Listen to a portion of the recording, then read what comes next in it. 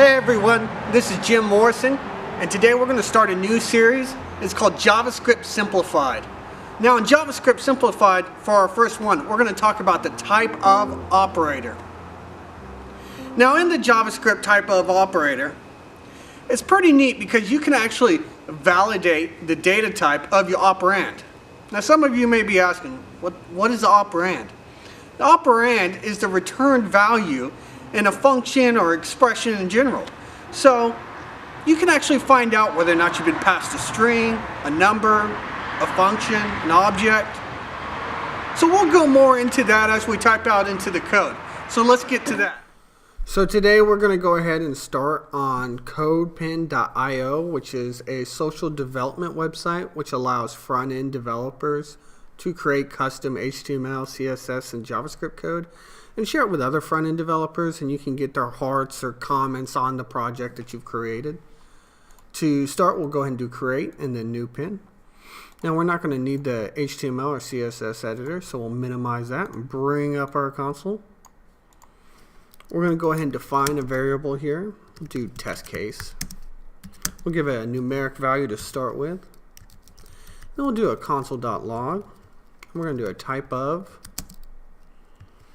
and for test case. Instantly in our console we see that it populates down as a number.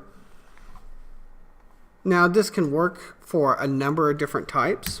For instance, we could do a string of apple bottom jeans. We find consoles telling us that's a string. We can also go ahead and validate a boolean. We can also do a function.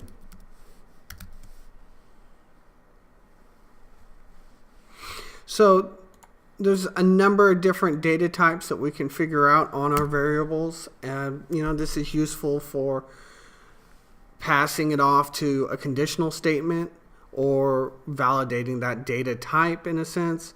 There are a lot more effective ways to validate data types, but type of operator is good to know its use case in the sense of what you can do with a variable and figure it out from there.